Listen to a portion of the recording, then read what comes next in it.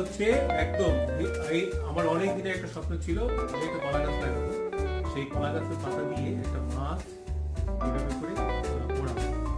সেই স্বপ্নটা পূরণ হতে যাচ্ছে। এরপর তো এটা পোড়ানোর পরে কালকে কালকে পড়াবো, তারপর এটা দেখাবো কেমন, আর লোকরা খেয়ে বলবে কেমন স্বাদ।